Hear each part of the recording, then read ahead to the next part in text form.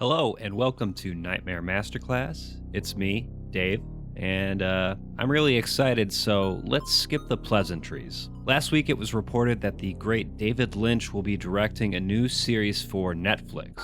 It is happening again. A total of 13 episodes have been planned, and Lynch is expected to begin filming in May of 2021. Lynch has been ominously silent about what this next project might be exactly, although he's maintained an active online presence throughout the pandemic.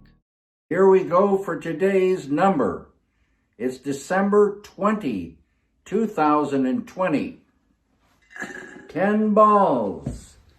Each ball has a number. Numbers 1 through 10.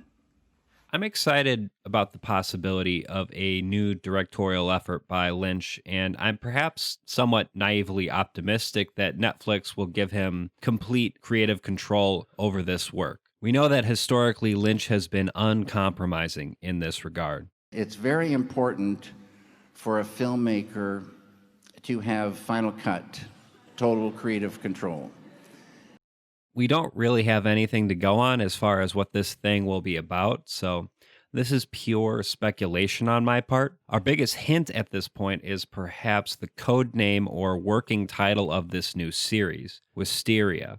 I'm not exactly a botanist, but I can at least tell you that Wisteria is a genus of flowering plants. Thanks, Wikipedia. But I'm also not sure about the significance of the word's literal meaning. While the word itself might be entirely unrelated to the show's content, in fact, it might be something that was released specifically in order to throw us off the trail, there is a rather interesting coincidence that I'd like to highlight. A user in the Twin Peaks subreddit noted that there is a street in Odessa, Texas, called Wisteria Avenue. Why is this significant? I can't get into that without discussing major spoilers for Twin Peaks: The Return, so if you haven't watched it yet, hold off on the remainder of this video until you do. For Christ's sake, just go watch The Return.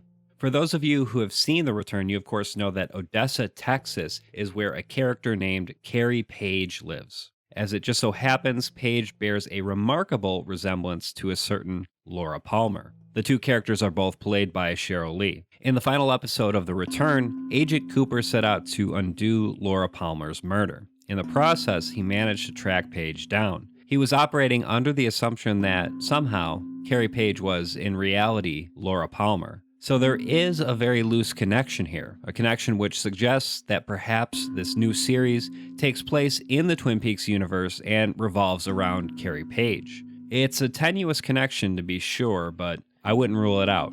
While the codename Wisteria has been reported, Lynch himself has 13 episodes registered at the U.S. Copyright Office under the name Unrecorded Night. So it would appear that Unrecorded Night is very likely the actual title. The plot thickens. Your guess is as good as mine as to what this title suggests about the content, but let's talk about the elephant in the room. As I alluded to earlier in the video, there's always the possibility that this new series could be a direct continuation of Twin Peaks in some way.